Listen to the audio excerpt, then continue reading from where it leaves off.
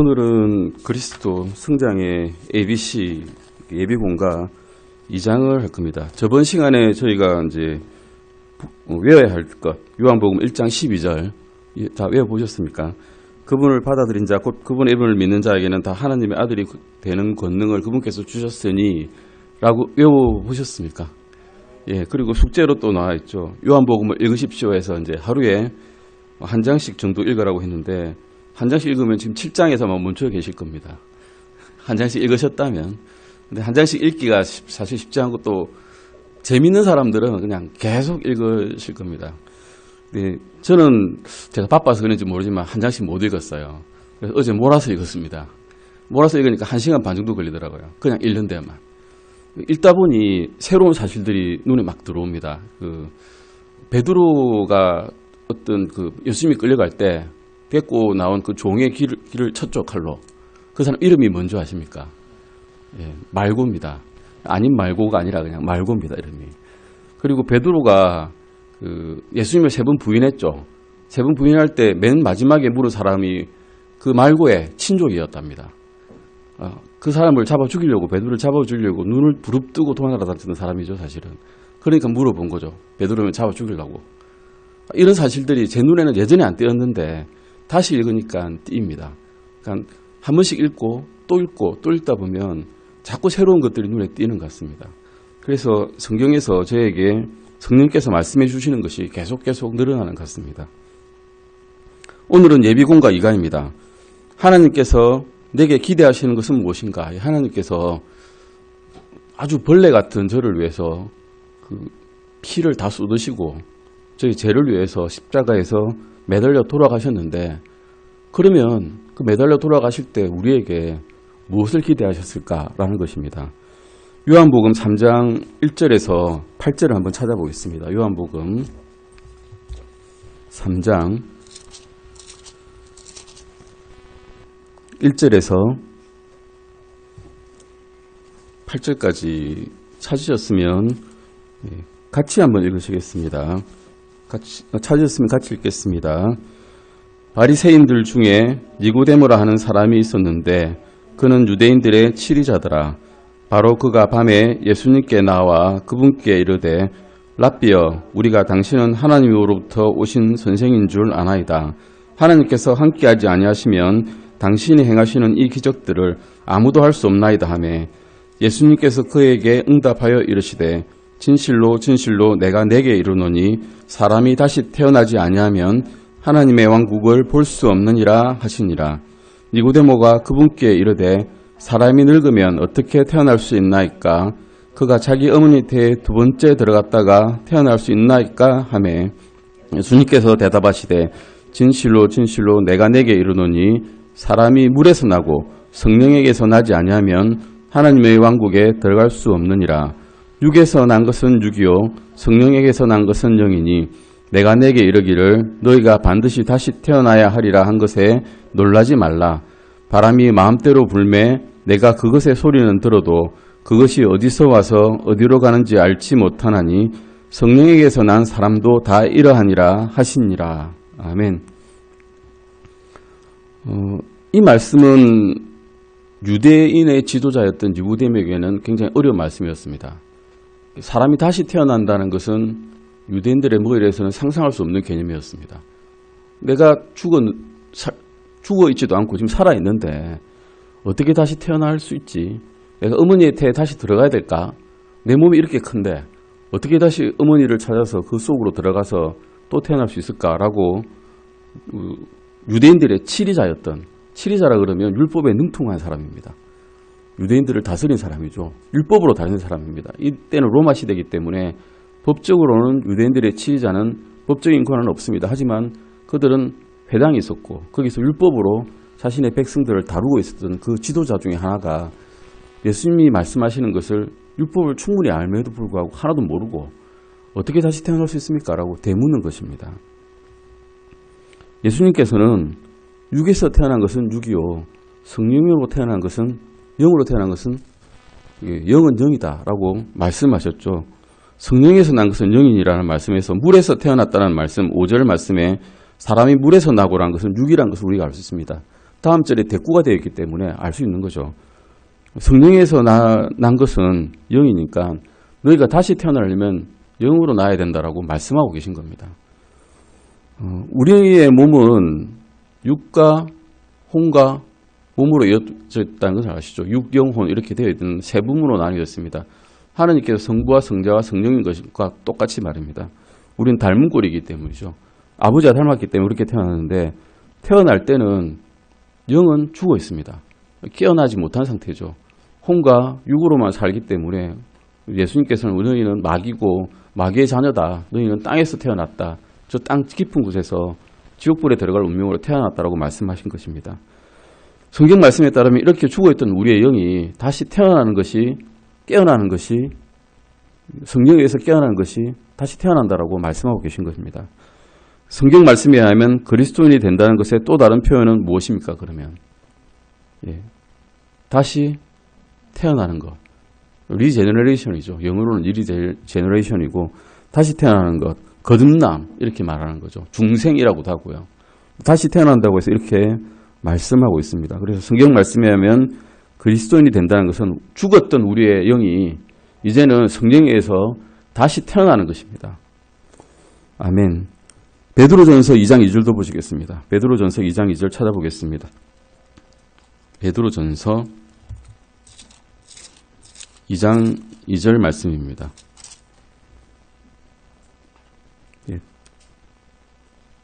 베드로전서 2장 2절 찾으셨으면 같이 읽으시겠습니다. 새로 태어난 아기들로서 말씀의 순수한 젖을 사모하라. 이것은 너희가 그 젖으로 말미암아 성장하게 하려 함이라. 주님께서 우리를 성령을 주셔서 깨우셨습니다. 깨우시고 이제 우리 다시 태어났습니다. 다시 태어났으면 우리 그냥 아기만 생각해 봅시다. 아기는 태어나자마자 맥도날드 햄버거 먹습니까? 아니죠. 못 먹습니다. 젖을 줘야 삽니다. 물만 먹는 거죠, 사실은. 어머니께서 주시는 그 젖으로 성장해 나갑니다.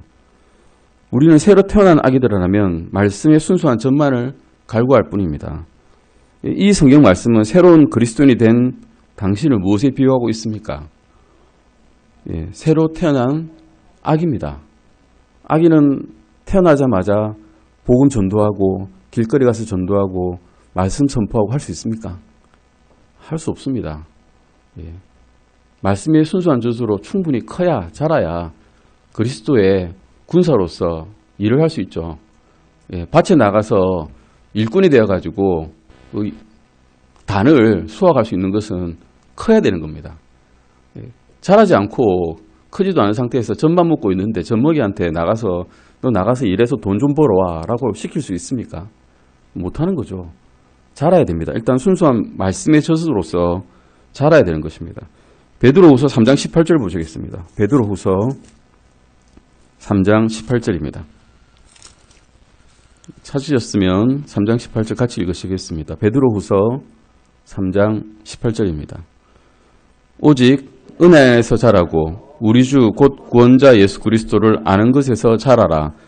그분께 이제와 영원토록 있기를 원하노라. 그분께 영광이 이제와 영원토록 있기를 원하노라. 아멘. 영적인 아기는 방금 말씀드렸듯이 많은 것을 할 수 없습니다.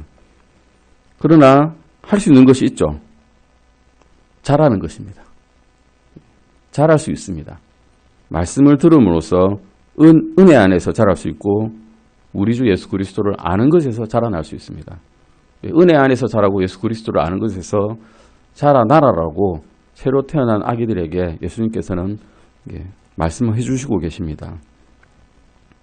하나님께서 우리에게 기대하는 바는 즉 갓 태어난 아기들에게 기대하는 바는 이것입니다. 주님 곧 구원자 예수 그리스도의 은혜와 그분을 아는 지식 안에서 어떻게 하는 겁니까? 자라나는 겁니다. 자라나는 것. 그것을 주님께서는 원하십니다. 고린도전서 3장 1절에서 3절도 보시겠습니다. 고린도전서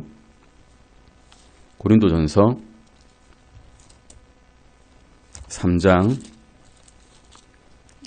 1절에서 3절을 보실 건데요. 고린도 교회는 여러분이 아시다시피 문제가 많은 교회였습니다.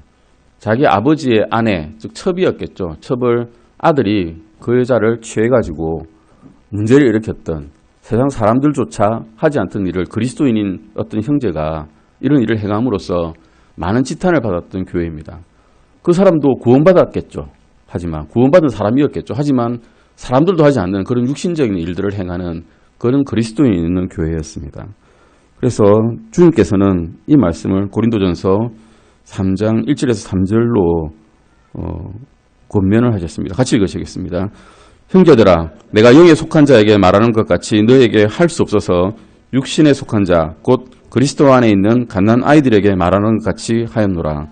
내가 너희를 저주로 먹이고 음식으로 하지 아니하였나니 이는 지금까지 너희가 그것을 능히 감당하지 못하였으며 지금도 능히 못하기 때문이라. 너희가 아직도 육신에 속하였도다. 너희 가운데 시기와 다툼과 분열이 있으니 너희가 육신에 속하여 사람들처럼 걷지 아니하느냐. 그리스도인이 있습니다. 잘 자라는 그리스도인이 있죠. 말씀만 듣고 쭉쭉쭉쭉 자라서 막 일주일도 안 됐는데 벌써 청년이 되는 사람이 있습니다. 근데 그와 반면에 10년이 지나도 20년이 지나도 말씀의 순수한 점만 좀 달라고 하는 그리스도인도 있습니다. 예. 그런 그리스도인은 육적으로 변하죠. 왜냐하면 말씀의 젖을 안 주니까 성령께서 주신 우리의 영이 자라지를 못합니다. 그러면 성령은 안 자라고 육신만 남아있으니 육신은 육신의 것을 자꾸 먹잖아요. 그럼 육신은 커지는 겁니다. 영을 억누르는 거죠. 성령을 슬프게 하시지 말라고 분명히 말씀하셨는데도 불구하고 우리의 영은 약하고 육은 강할 때는 어쩔 수 없이 이렇게 육적인 그리스도인이 되는 겁니다. 시기와 다툼과 분열이 있는 그리스도인은 육적이라고 할 수 있습니다. 물론 그는 구원을 받았겠죠. 주 예수 그리스도께서 우리를 위해서 죽으셨고 나의 죄를 위해서 죽으셨다는 것을 믿고 장사지낸 지 사흘 만에 부활하셨다는 것을 믿고 있는 그리스도인입니다. 그런데 자라지 않는 겁니다. 자라지 않으니까 육적으로만 자라가지고 이런 시기와 다툼과 분열이 있는 그리스도인이 되는 거죠. 교회가 파탄나고 찢어지고 서로 싸우고 이런 일이 생기는 것을 그 사람이 구원을 못 받았기 때문이 아니라 육적인 그리스도인이 많기 때문에 그렇다는 것입니다. 주님께서는 영적으로 성장하지 않는 그리스도인을 뭐라고 하십니까? 육신에 속한 자라고 하시죠. 육신에 속했다고 그러고 그리스도 안에 있는 자라지 않는 자죠. 그리스도 안에 있는데 갓난아이라서 더 이상 자라지 않는 자를 주님께서는 영적으로 자라지 않는, 성장하지 않는 그리스도인이라고 말씀하고 계십니다. 주님께서는 이런 자들을 결코 기뻐하지 않으시겠죠.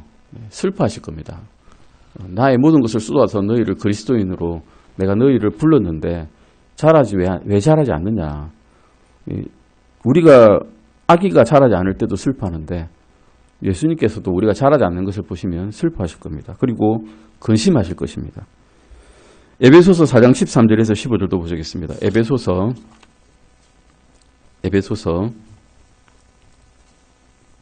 4장 13절에서 15절입니다. 에베소서 4장 13절에서 15절 찾으셨으면 같이 읽으시겠습니다. 시작. 마침내 우리가 다 믿음과 하느님의 아들을 아는 것에서 하나가 되어 완전한 사람이 이르고 그리스도의 충만하심에 장성한 분량에까지 이르리니 이것은 우리가 이제부터 더 이상 아이가 되지 아니하여 사람들의 속임수와 몰래 숨어서 속여하는 자들이 사용하는 강교한 술수로 말미암아 교류의 모든 바람에 이리저리 흔들려 밀려다니지 아니하고 오직 사랑 안에서 진리를 말하며 모든 일에서 그분 안에 이르도록 성장하게 하려 함이라. 그분은 머리시니 곧 그리스도시라. 그분은 머리시니 곧 그리스도시라라는 말씀에서 우리의 머리 대신 그리스도를 우리가 알 수 있습니다. 우리가 무엇에서 하나가 됩니까? 믿음과 하나님의 아들을 아는 것에서 하나가 될 수 있습니다. 그리고 우리의 최종 목표는 그리스도의 충만하심에 장성한 분량에까지 이르는 것입니다. 자라라는 거죠. 청년이 되고 장년이 되고 이제 장로가 되어서 엘더가라고 그러죠. 노인이 되었는데 그 노인이 육체적으로 늙은 게 아니라 이제 그리스도의 충만하게 장성한 분량까지 자라는 것을 장로라고 하는 것입니다. 돈으로 사는 것이 장로가 아니라 믿음으로써 그 은혜 안에서 충분히 자라가는 것이 장로라는 것입니다. 주님께서는 그분의 자녀들이 어느 정도의 여기까지 성장하기를 원하십니까? 그리스도의 충만하심에 장성한 분량에까지 자라기를, 그때까지 이르기를 원하십니다. 그때까지 자랄 수 있는 사람이 몇 사람에 있을지는 저도 잘 모르겠습니다. 저는 일단 아직도 갓난아기에서 소년 사이에 왔다 갔다 하다가 뭐 그런 중간에 있는 것 같습니다. 하지만 주님께서는 그렇게 되기를 바라시고 또한 우리가 거룩하게 되기를 바라십니다. 내가 거룩하니 너희도 거룩하라고 말씀하시죠. 주님께서 거룩하시니 만약에 우리가 하나님의 아들이라면 아들은 아버지를 닮을 수밖에 없습니다. 아버지를 안 닮은 아들은 좀 이상하죠.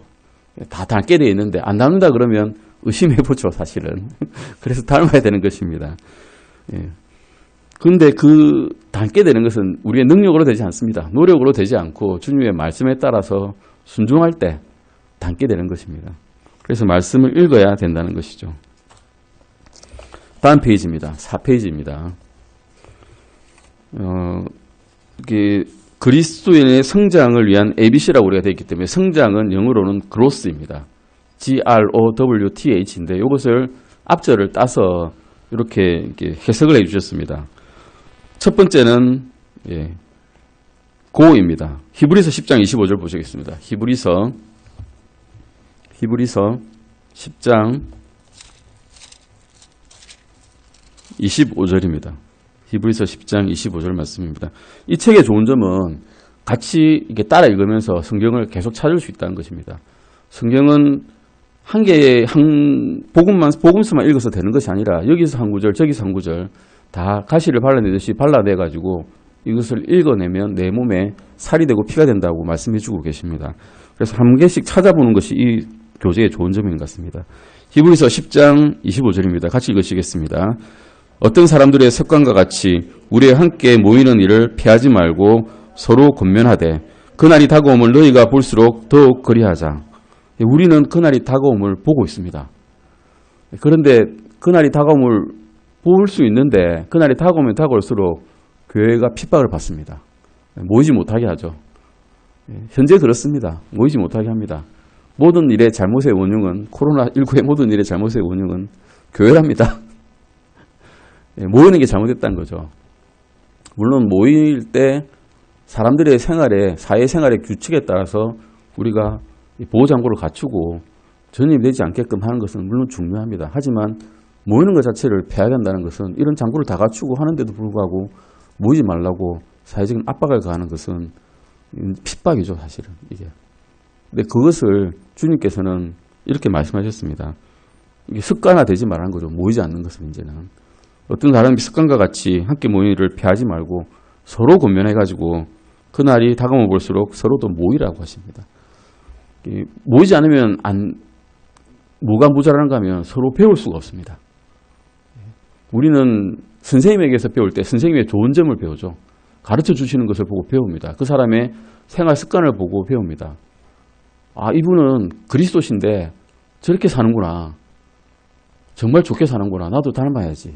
하는 것을 보고 배울 수 있습니다. 근데 모이지 않으면 내 머릿속에서만 배웁니다. 그게 좋은 건지 나쁜 건지도 모르고 분별이 안 되는 거죠. 그래서 서로 보고 배우라고, 서로 권면하고 도와주고 사랑하라고 모이라고 하시는 건데 이제 그런 게 점점 힘들어지는 세상입니다. 그래서 첫 번째는 가라는 겁니다. 성경대로 믿는 침례교회에 나가라는 거죠. 두 번째는 그로스의 두 번째 리드입니다. 읽으라는 것입니다. 베드로전서 2장 2절 보시겠습니다. 방금 읽었습니다. 베드로전서 2장 2절. 베드로전서 2장 2절 말씀입니다. 방금 읽은 거죠. 같이 읽으시겠습니다. 찾으셨으면 같이 읽으시겠습니다. 새로 태어난 아기들로서 말씀의 순수한 젖을 사모하라. 이것은 너희가 그 젖으로 말미암아 성장하게 하려 함이라. 말씀은 예수님이신데 예수님께서 하신 모든 말씀이 어디에 기록되어 있습니까? 성경에 기록되어 있습니다. 읽어야 알 수 있죠. 예수님께서 돌아가시면서 우리에게 진서를 남기셨습니다. 유언을 남기셨죠. 그 유언은 누구에게 주시는가 하면 그분께서 사랑하는 자들에게 주셨습니다. 사랑하는 애인에게 편지를 받았는데 안 읽을 사람이 있습니까? 안 읽은 사람 아무도 없습니다. 읽어야죠. 그러니까. 그래서 읽으시라고 말씀하고 있습니다. 사도행전 17장 11절 보시겠습니다. 사도행전 17장 11절 말씀입니다. 사도행전 17장 11절 말씀입니다. 찾기가 조금 왔다 갔다 하니까 번거로우신데 조금 시간을 두고 찾아가면서 읽겠습니다. 사도행전 17장 11절입니다. 찾으셨으면 읽으시겠습니다. 이들은 데살로니가에 있던 자들보다 더 고귀하여 온전히 준비된 마음으로 말씀을 받아들이고 그것들이 그러한가 하여 날마다 성경 기록들을 탐구함으로 바울이 정말 많이 맞고 다녔습니다. 바울은 여기 가서 말씀 전할 때 회당에 먼저 갑니다. 유대인들의 회당에 가서 자기 신족들이 구원을 받기를 바라고 먼저 예수님의 복음을 전합니다. 그러면 거기에 듣던 유대인들이 발짝 들고 일어나가지고 바울을 치려고 합니다. 그러면 이방인들에게 가서 말씀 전했습니다. 이게 빌립보 교회에 가서 말씀 전했는데 그 말씀 전하고 난 다음에 빌립보의 회당에 있는 유대인들이 이 바울과 실라를 감옥에 가다 버리죠. 그리고 거기서 간수가 구원을 받게 된 일이 생기고 그러고 난 다음에 쫓겨납니다. 쫓겨나서 어디로 갔느냐? 베레아로 갔습니다.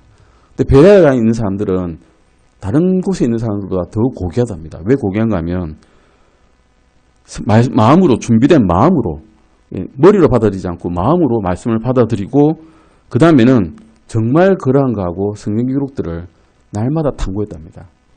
스타디한 거죠. 스타디. 탐구는 스타디입니다. 그냥 탐구가 아니라 진짜 그런가 내가 악을 쓰고 바라본 거죠. 정말 이제 구절구절 다 찾아본 겁니다. 거짓말인가 아닌가 분별하는 사람이란 거죠. 그래서 베레아에 있는 사람들을 더 고귀한 사람이라고 바울은 이렇게 기록을 했습니다. 그래서 매일 성경을 읽으라는 말이 여기서 나오는 겁니다. 읽는 걸로 끝나면 우리가 안 되죠. 우리를 바라보는 사람들은, 믿지 않는 사람들은 우리의 행위를 봅니다. 우리의 마음을 보지 못하죠. 사람의 마음을 읽을 수 없듯이 우리의 행위를 보고 이 사람이 그리스도인이구나 하고 알 수 있습니다. 그래서 세 번째, 그로스의 세 번째 단어 오입니다. 오베이입니다. 오베이는 순종하란 말입니다. 무엇에 순종합니까? 말씀에 순종하는 겁니다. 주님께서 주신 말씀에 순종하는 것이 제자된 도리고 그리스도인 사람의 마땅한 길입니다. 마태복음 28장 19절입니다. 마태복음 맨 마지막이죠. 28장 19절 말씀입니다. 마태복음 28장 19절입니다. 네, 다 찾으셨으면 마태복음 28장 19절 읽겠습니다. 그러므로 너희는 가서 모든 민족들을 가르치고 아버지와 아들과 성령의 이름으로 그들에게 침례를 주며 그리스도의 말씀에 순종하고 침례에 순종하라고 하고 계십니다. 사도행전 2장 41절도 찾아보시겠습니다. 사도행전 2장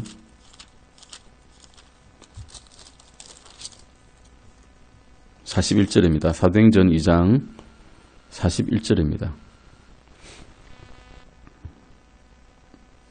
네, 찾으셨으면 같이 읽으시겠습니다.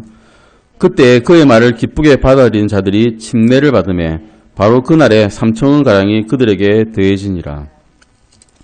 제자들이 성령을 받은 뒤에 말씀을 전하죠. 오순절 이후에 불의 혀 같은 성령이 그들에게 임하고 난 다음에 방언을 하는 것이 나옵니다. 방언은 영어로는 그냥 아들 텅이라고 하죠. 다른 언어다.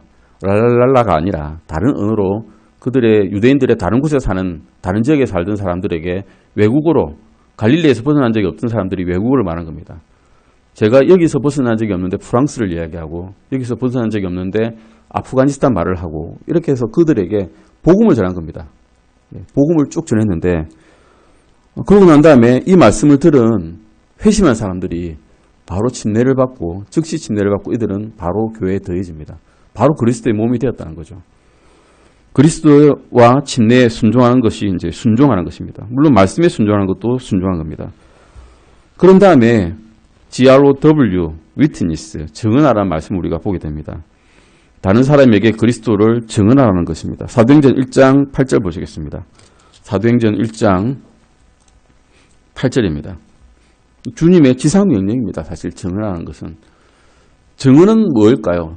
증언은 자기가 본 사실을 말하는 것이 증언입니다. 있는 거를 지어내는, 없는 걸 지어내는 게 아니라 내가 봤던 것을 정확하게 사실 그대로 법정에서 진술하는 것이 증언입니다. 법정 용어죠, 이건 사실은. 일반적인 용어는 아닙니다. 근데 그것을 하라고 정확하게 사실만 말해라고 한 겁니다. 없는 말 지어내지 말고 정확하게 사실 말해라. 이것을 하는 건데 이제 우리는 좀 어렵습니다. 밖에 가면 입 꾹 다물고 있습니다. 그런데 사실은 쉬운 겁니다. 본고 이야기하는 거니까. 사도행전 1장 8절 읽겠습니다. 오직 성령님께서 너에게 임하신 뒤에 너희가 권능을 받고 예루살렘과 온 유대와 사마리아에서 그리고 땅의 맨 끝 지역까지 이르러 나를 위한 증인이 되리라 하시니라. 주님께서는 너희 유대인들에게 이 말씀 전혀 안 하신 게 얼마나 다행인지 모릅니다. 딱 꾹 다물고 그러면 좀 범위를 좁혀서라도 사마리아까지만 말하라 하셨으면 우리는 그냥 지옥으로 가는 지옥불에 들어가는 행진에 속해 있을 것입니다. 그런데 다행히도 땅의 맨 끝 지역까지 이르러서 나를 위한 증인이라 하셨습니다. 심지어는 예루살렘에 그들의 사도들이 모여있을 때 박해를 가셔서 온 사방으로 흩어주셨습니다. 그들이 안 흩어졌다면 다른 지역으로 안 갔을 것입니다. 예루살렘에 모여가지고 말씀만 전하면서 우리 유대인들만 구원받아야지 했을 겁니다. 다행히도 박해를 가셔서 다른 지역으로 그들을 퍼뜨리셨고 그래서 우리 같은 이런 이방인 민족들이 이방인들이 구원을 받게 된 겁니다. 그래서 우리 또한 다른 사람에게 이 말씀을 전해야 되는 것입니다. 요한복음 4장 28절 29절입니다. 말씀 들은 사람은 이렇게 했습니다. 요한복음 4장 28절 29절입니다. 요한복음 4장 28절 29절입니다. 같이 읽으시겠습니다. 그때 여자가 자기의 물 항아리를 버려두고 자기 길로 가서 도시로 들어가 사람들에게 말하되 와서 지금까지 내가 행한 모든 일을 내게 말한 사람을 보라. 이분은 그리스도가 아니냐 하니 우리가 예수 그리스도라고 보통 이야기하죠. 예수 그리스도, 그리스도 예수 이렇게 하는데 예수는 주께서 구원을 주신다는 말이고 그리스도는 메시아 왕이란 뜻입니다. 내가 행한 모든 일을 말한 사람이 예전부터 구약에 계시된 그 사람, 우리에게 오실 왕, 우리에게 올 메시아가 아니냐라고 이 여자는 깨달았던 것입니다. 그걸 깨달은 다음에 어떻게 했습니까? 바로 자기 물 항아리를 버려두고 즉시 마을로 달려갔습니다. 그리고 그 마을 사람들에게 증언을 했죠. 이분이 그리스도시다. 이분이 우리에게 올 왕이시다라고 바로 증언을 한 겁니다. 듣고 바로 증언을 한 거죠. 그런데 이 여자는 사실은 이 말씀을 전할 입장이 아니었습니다. 사회적으로 지탄받는 여자였거든요. 남편이 5인데 지금 살고 있는 남편도 자기 남편이 아니랍니다. 가늠하고 다니는 여자란 겁니다. 그래서 정오에 물을 길러 갔습니다. 다른 사람 여자들 보기 부끄러우니까. 그런 여자가 자기가 말할 때 부끄러울 만한 여자가 이 말씀을 듣자마자 쫓아나가가지고 마을 사람들에게 내가 그리스도를 보았다라고 증언한 겁니다. 그래서 그 마을 사람들이 전부 구원받는 일이 생깁니다. 그리스도를 받아들이는 거죠. 자기의 사회적인 위치와 신분이나 평가에 의존할 필요가 없는 것이죠. 말씀 증언하는 데는. 5번째는 감사라입니다. 빌립보서 4장 6절입니다. 빌립보서 4장 6절 말씀입니다. 빌립보서 4장 6절 말씀입니다. 찾으셨으면 빌립보서 4장 6절 말씀 읽어보시겠습니다. 아무것도 염려하지 말고 오직 모든 일에서 기도와 간구로 너희가 요청할 것을 감사와 더불어 하나님께 알리라. 우리가 잘 안 알리는 것은 여기서 감사를 잘 안 알립니다. 감사와 더불어라 안 하고 주님 요거 필요합니다. 주세요. 감사하지 않고 이 쇼핑 목록 나열하듯이 이거 필요하니까 빨리 주세요. 이렇게 이야기합니다. 이러면 안 된다는 거죠. 감사와 더불어서 주께 알리라고 말씀하고 계십니다. 제가 아이들한테 뭐 줄 때도 먼저 뭐라고 말해야 되지라고 묻죠. 그러면 애가 감사합니다 하고 그 다음 받아갑니다. 주님께서도 성숙한 그리스도인이라면 당연히 이렇게 하시리라고 기대하고 계십니다. 마태복음 7장 7절 말씀입니다. 마태복음 7장 7절 말씀입니다. 감사와 더불어 하나님께 기도를 하면 주님께서는 이렇게 해주시겠다라고 약속을 해주셨습니다. 마태복음 7장 7절입니다. 같이 읽으시겠습니다. 구하라 그러면 너에게 주실 것이요 찾으라 그러면 너희가 찾을 것이요 두드리라 그러면 너희에게 열릴 것이니 아멘. 이렇게 찾는 자에게 주님께서는 구원이라는 크나큰 선물을 주십니다. 그 다음은 공경하라입니다. 고린도전서 16장 2절 말씀 읽어보시겠습니다. 고린도전서 16장 2절입니다. 11조에 대한 개념은 굉장히 많이 우리 교회의 입장은 다릅니다. 사실은 11조 다 내야 된다 그러면 사실은 구약의 그 교리이고 구약에서 11조라 그러면 사실 11조가 아니라 10분의 3조입니다. 3과 3분의 1조죠. 사실은 3년마다 그들의 11조를 내야 됐거든요. 1년에 매일 11조를 내고 3년마다 10분의 1을 또 따로 내야 되기 때문에 그런 걸 다 따를 수가 없고 우리가 다 따를 필요도 없고 기뻐하는 대로 자기 마음에 소원하는 대로 내기를 주님께서는 원하신다라고 신약에 기록되어 있습니다. 고린도전서 16장 2절입니다. 같이 읽으시겠습니다. 주의 첫날에 너희 각 사람이 하나님께서 자기를 형통하게 하신 대로 자기 곁에 모아두어 내가 갈 때에 모은 일이 없게 하라. 이것이 이제 공경하라는 것입니다. 교회 일을 위해서도 공경하고 하나님의 일을 위해서도 공경하는 것이죠. 그래서 성장이라는 단어는 딱 나누어 가지고는 GROWTH 가고 읽고 순종하고 정언하고 감사하고 공경하는 것으로 우리는 이해할 수 있습니다. 그것을 위해서 우리가 알아야 될 기초 교리들이 이제 많이 있습니다. 기초 교리는 말 그대로 기초입니다. 우리가 건물을 세울 때 뼈대를 먼저 세우죠. 물론 집안을 닦고 그 다음에 기초를 세워서 그 다음에 벽을 만들고 물틀을 붙이고 다 완성되면 그 안에 인테리어를 합니다. 지금 우리 인테리어 작업부터 하는 게 아니라 뼈대부터 세우는 겁니다. 뼈대를 세우는 작업을 지금부터 이제 일과에서 할 것입니다. 5페이지 보시면 됩니다. 그 다음 5페이지입니다. 구원의 확신 이렇게 적어놨는데요. Assurance of Salvation. 우리 Assurance 하면 영어로 보면 어디 비슷한 단어 좀 생각되지 않습니까? Insurance 있습니다. 보험. Insurance 하면 무슨 보험회사 이렇게 나오죠. Assurance는 비슷한 말입니다. 사실은. 내가 보장해줬다는 거죠. 보장해주겠다. 구원의 확신이라고도 할 수 있고요. 구원의 보장이라고도 할 수 있습니다. 주님께서는 우리에게 구원을 보장해 주신다는 것이죠.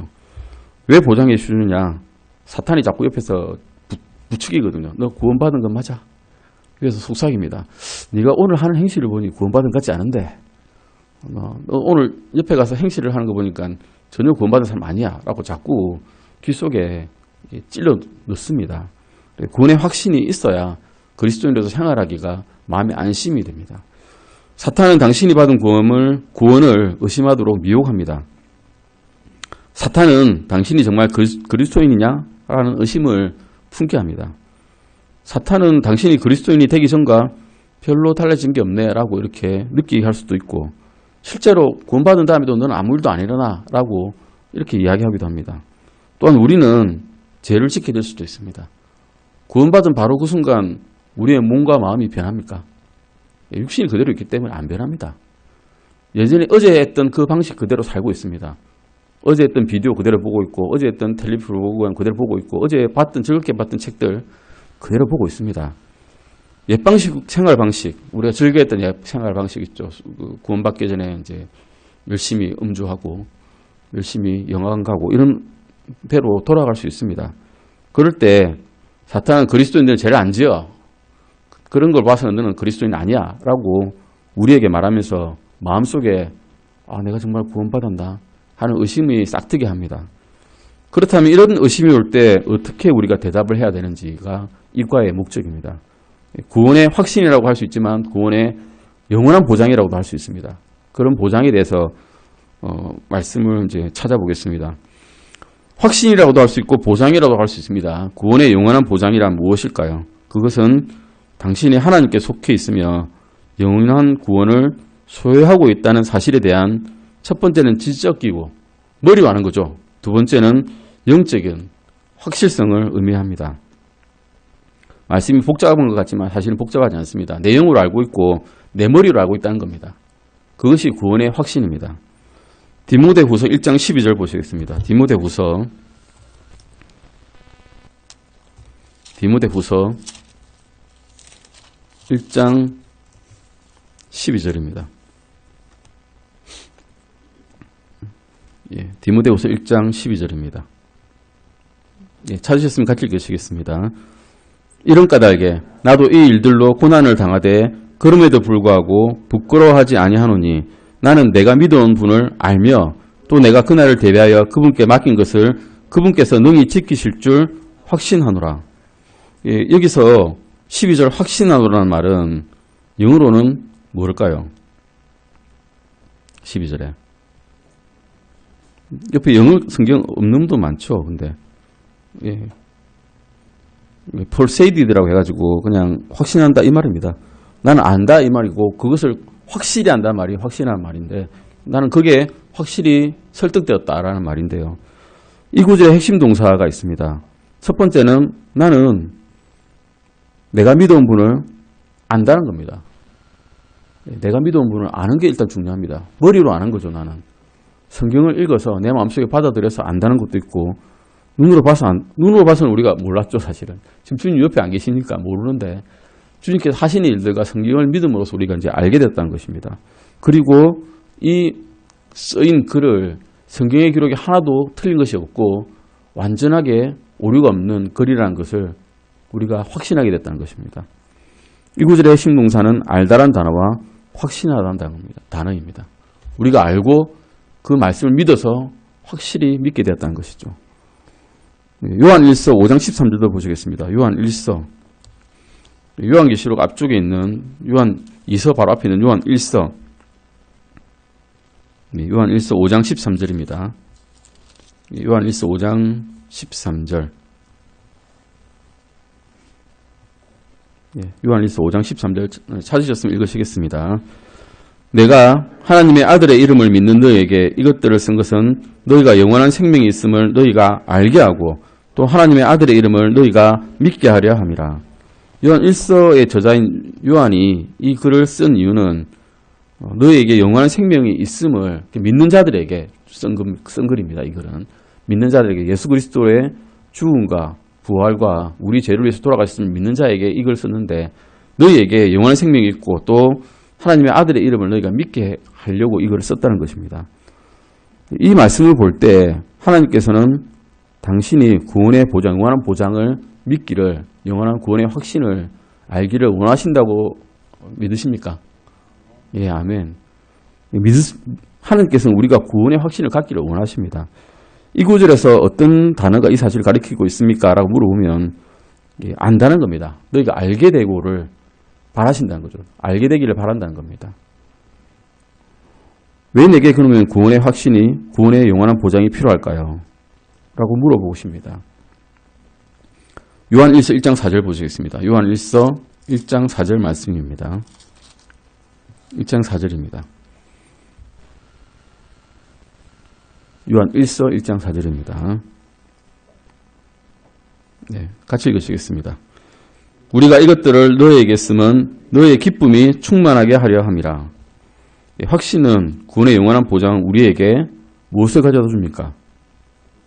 예, 기쁨을 가져다 줍니다. 우리가 만약에 구원받지 않냐고 지옥불에 갈 운명이라면 지금 기뻐 뛰면 날뛰겠습니까? 그럴 필요가 없고 그럴 수도 없습니다. 죽으면 당장 지옥에 가는데 뭐가 기쁩니까? 근데 주님께서 아주 구원을 간단하게 해주셨기 때문에 우리가 기뻐하는 겁니다. 주 예수 그리스도께서 우리의 죄를 위해서 죽으시고 갈리 십자가에서 달려 죽으시고 사흘 동안 장사 지내시고 장사진 지 사흘 만에 다시 되살아나셔서 부활하셔서 지금 하나님의 우편에 있고 그 이름을 믿는 자에게는 누구든지 영생을 주시겠다는 말씀을 해주셨기 때문에 기쁜 거죠. 안 그러면 기쁠 이유가 없는 겁니다. 너희는 지금 의가 있고 너희가 부가 있고 너희 책략이 있으니까 내가 책략이 있으니까 죽어도 내 책략 가지고 지옥에 안 들어갈 거야 라는 이런 생각을 갖고 계신 분이 있으십니까? 그럴 수가 없습니다. 돌아가는 그 순간 현실에 딱 맞닥뜨리면 부자와 나사로의 경우에서처럼 부자는 눈을 딱 뜨니까 지옥에 있었다고 합니다. 나사로는 눈을 뜨니까 아브라함의 품에서 안겨서 천사들에서 옮겨진 바 되었죠. 이게 현실인 겁니다. 절대로 주님께서는 거짓말을 하지 않으신다라고 우리가 가정을 한다면, 성경에 쓰인 것이 거짓말이 아니라고 가정을 한다면, 가정만 한다고 생각해도 이 말씀이 진실이라면 섬뜩한 현실에 닥치게 된다는 겁니다. 죽으면 부자처럼 지옥불에서 활활 타고 있게 되고, 믿게 되면 나사로처럼 주님의 품 안에 앉게 되면, 아브라함의 품 안에 앉게 되는 일이 생긴다라고 분명히 말씀해 주고 계신 겁니다. 이걸 믿는 우리에게는 기쁨이 없을 수가 없습니다. 내가 지금 이 세상에서 뭘 하든 간에, 어떤 상황이 있든 간에, 아, 내가 주님께로 가면 이렇게 되는구나. 저 지옥하고는 나는 상관없는 곳이구나. 그것만 가져도 기쁘게 되는 것입니다. 요한 1서 3장 19절 21절도 보시겠습니다. 요한 1서 3장 19절에서 19절과 21절을 보시겠습니다. 요한 1서 3장 19절 21절입니다. 찾으셨으면 같이 읽으시겠습니다. 이로써 우리가 진리에 속한 줄을 알고 또 그분 앞에서 우리의 마음을 확고히 하리로다. 만일 우리 마음이 우리를 정죄한다면 하나님은 우리 마음보다 크시고 모든 것을 아시느니라. 사랑하는 자들아, 만일 우리 마음이 우리를 정죄하지 아니한다면 우리가 하나님을 향해 확신을 갖고, 구원의 영원한 보장이라고 하겠습니다. 앞에 B에 확신이라고 하지 말고 구원의 영원한 보장이라고 하시겠습니다. 구원의 영원한 보장은 우리에게 하나님 앞에서 우리가 자신 있습니다. 주님의 피로써 우리를 구원해 주셨으니 나의 의로는 어림도 없지만 주님의 피로써 우리를 덮어주셨으니 제가 하나님 앞에 담대히 설 수 있습니다라는 그런 자신을 갖게 해준다는 것입니다. 그래서 여기에 들어갈 말은 자신, 확신이라는 겁니다. 한글로 번역하면 좀 이상하죠. 확신은 우리에게 하나님 앞에서 확신을 가져오기 때문입니다. 이러면 말이 안 됩니다. 그래서 제가 생각할 때는 이것은 구원의 영원한 보장은, 우리에게 주어진 이 보장은 하나님 앞에서 내 안에 있는 확신을 주님께 드러낼 수 있게 되었다라고 하시는 것이 아마 맞을 것입니다. 시간이 되었으면 오늘 여기까지 하시고 다음 시간에 우리가 구원의 확신의 근거와 내가 구원을 어떻게 받았는지를 알 수 있는지를 쭉 보시겠습니다. 예습이 사실은 좀 중요합니다. 같이 한번 읽어보시고, 오늘 숙제가 없으니까 다음 시간에는 한 페이지에서 두 페이지 사이에 예습을 하시면 도움이 많이 될 겁니다. 기도하시고 마치겠습니다.